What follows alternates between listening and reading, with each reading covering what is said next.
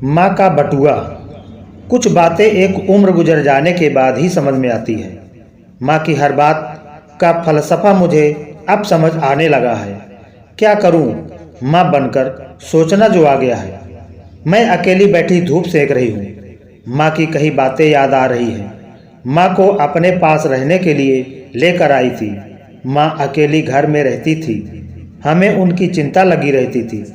पर माँ अपना घर छोड़कर कहीं जाना ही नहीं चाहती थी।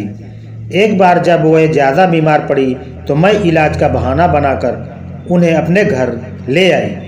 पर पूरे रास्ते माँ हमसे बोलती आई, हमें क्यों ले जा रही हो? क्या मैं अपनी जड़ से अलग होकर तुम्हारे यहाँ चैन व सुकून से रह पाऊंगी? किसी पेड़ को अपनी जड़ से अलग होने पर पनपते देखा है? मैं अपने घर से अलग होकर चैन से मर भी नहीं पाऊंगी। मैं उन्हें समझाती, माँ तुम किस जमाने की बात कर रही हो? अब वो जमाना नहीं रहा। अब लड़की की शादी कहाँ से होती है और वो अपने हस्बैंड के साथ रहती कहाँ है? देश की तो बात ही छोड़ो, लोग अपनी जीविका के लिए विदेश जाकर रह रहे हैं। माँ कोई नहीं जानता कि कब कहाँ किसकी मौत होगी। घर में कोई नहीं है, तुम अकेले वहाँ रहती हो। हम लोग तुम्हारे लिए परेशान रहते हैं। यहाँ मेरे बच्चों के साथ आराम से रहोगी, बच्चों के साथ तुम्हारा मन लगेगा। कुछ ही दिनों तक तो माँ ठीक से रही, पर जैसे ही तबीयत ठीक हुई घर जाने के लिए परेशान हो गई। जब भी मैं उनके पास बैठती तो ये अपनी पुरानी सोच की बातें लेकर शुरू हो जाती।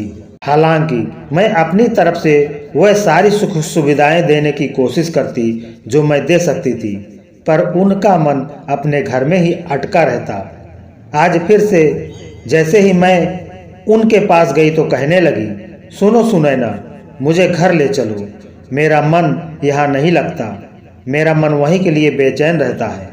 मेरी सारी यादें उस घर से जुड़ी हैं। और देखो, मेरा संदूक भी वही है जिसमें मेरी काफ़ी सारी चीज़ें रखी हैं।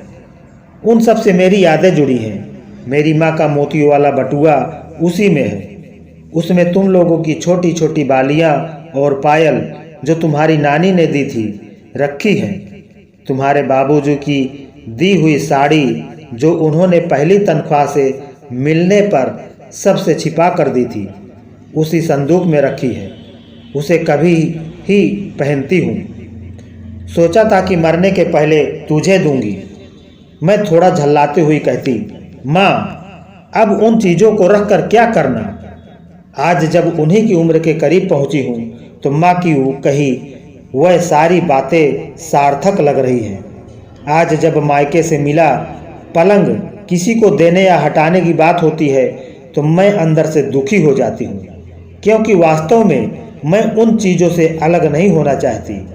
उस पलंग के साथ मेरी कितनी सुखद स्मृतियाँ जुड़ी हुई हैं। मैं शादी करके जब ससुराल आई तो कमरे का फर्श हाल में ही बना था, इसलिए फर्श गीला था। जल्दी जल्दी पलंग बिछाकर उस पर गद्दा डालकर उसी पर सोई थी। आज भी जब उस पलंग को देखती हूँ या छूती हूँ तो वह सारी पुरानी बातें याद आने लगती हैं। मैं फिर से वही 17-18 साल की लड़की बन जाती हूँ। लगता है अभी अभी डोली से उतरी हूँ। वह लाल साड़ी में लिपटी सिकुड़ी सकुचाई हुई पलंग पर बैठी हूँ। खिड़की में पर्दा भी नहीं लग पाया था। चांदनी रात थी, चांद पूरे सबाव पर था और मैं कमरे में पलंग पर बैठी चांदनी रात का मजा ले रही हूँ। कहा जाता है कि कभी कभी अतीत में खो जाना भी अच्छा लगता है। सुगध स्मृतियाँ जोश से भर देती हैं। उम्र के तीसरे पड़ाव में भी युवा होने का एहसास करा जाती है। पुरानी यादें हमें नए जोश उमंग से भर देती हैं। नब्ज तेज चलने लगती है और हम उसमें इतना खो जाते हैं कि हमें पता ही नहीं चलता कि इस बीच का समय कब गुजर गया। मैं बीच बीच में गांव जाती रहती हूँ। अब तो वह घर बंटवारे में देवर जी को मिल गया है, पर मैं जाती हूँ तो उसी घर में रहती हूँ। सोने के लिए वह कमरा नहीं मिलता क्योंकि उसमें बहू बेटियाँ सोती हैं। मैं बरामदे में सोती हूँ। यही सोचती रहती हूँ कि काश उसी कमरे में सोने को मिलता जहाँ मैं पहले सोती थी। कितनी सुखद स्मृतियाँ जुड़ी हैं उस कमरे से, मैं बयान नहीं कर सकती। ससुराल की पहली रात, देवरों के साथ खेल खेलने, ननदों के साथ मस्ती करने तथा सारी यादें ताज़ा हो जाती हैं। अब हमें भी एहसास हो रहा है कि एक उम्र होने पर पुरानी चीज़ों से मोह हो जाता है। जब मैं घर से पटना रहने आई तो मायके से मिला पलंग भी साथ लेकर आई थी। बाद में नए नए डिजाइन के फर्नीचर बनवाए, पर उन्हें हटा नहीं सकी और इस तरह सामान बढ़ता चला गया। पुरानी चीज़ों से स्टोर रूम भरता गया, बच्चे बड़े हो गए। पुरानी चीज़ों से स्टोर रूम भरता गया, बच्चे बड़े हो गए और पढ़ लिख कर सब ने अपने अपने घर बसा लिए। पर मैंने उनके खिलौने, छोटे छोटे कपड़े, अपने हाथों से बुने हुए स्वेटर, मोजे और टोपियाँ सहेज कर रखे हुए हैं। जब भी अलमारी खोलती हूँ और उन चीज़ों को छूती हूँ तो पुराने ख्यालों में डूब जाती हूँ। लगता है कि कल ही की तो बातें हैं। आज भी राम, श्याम और राधा उतनी ही छोटी हैं और उन्हें सीने से लगा लेती हूँ। वो पुरानी चीज़ें दोस्तों की तरह, बच्चों की तरह बातें करने लगती हैं और मैं उनमें खो जाती हूँ। वो सारी चीज़ें जो मुझे बेहद पसंद है, जैसे माँ, बाबूजी, सासू माँ, ससुर जी व दोस्तों द्वारा मिले तोहफे भी। सोने चांदी और आभूषणों की तो बात ही छोड़िए, माँ की दी हुई कांच की प्लेट भी मैंने ड्राइंग रूम में सजा कर रखी हुई है।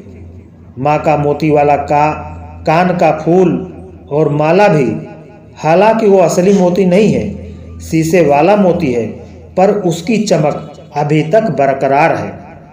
माँ बताती थी कि उनको मेरी नानी ने दी थी। मैंने उन्हें भी संभाल कर रखा हुआ है कि नानी की एकमात्र निशानी है, और इसलिए भी कि पुरानी चीज़ों की क्वालिटी कितनी बढ़िया होती थी।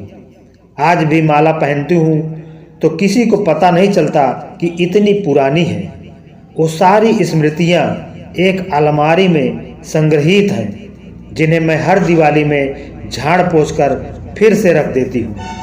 राधा के पापा कहते हैं, अब तो इन चीज़ों को बांट दो, पर मुझसे नहीं हो पाता। मैं भी माँ जैसे ही सब कुछ सहेज कर रखती हूँ। उस समय मैं माँ की कही बातें व उनकी भावनाएं नहीं समझ पाती थी। अब मेरे बच्चे जब अपने साथ रहने को बुलाते हैं तो हमें अपना घर, जिसे मैंने अपनी आंखों के सामने एक एक ईंट जोड़कर बनवाया है, को छोड़कर जाने का मन नहीं करता। अगर जाती भी हूँ तो मन घर से ही जुड़ा रहता है। पौधे जिन्हें मैंने वर्षों से लगा कर रखा है, उनमें बच्चों जैसा ध्यान लगा रहता है। इसी तरह और भी कितनी ही बेहतरीन यादें सुख दुख के छड़ों की साक्षी हैं, जिन्हें अपने से अलग करना बहुत कठिन है। अब समझ में आता है कि कितनी गलत थी मैं। मेरी शादी गांव में हुई, पति के ट्रांसफरेबल जॉब के चलते इधर उधर बहुत जगह इनके साथ रही।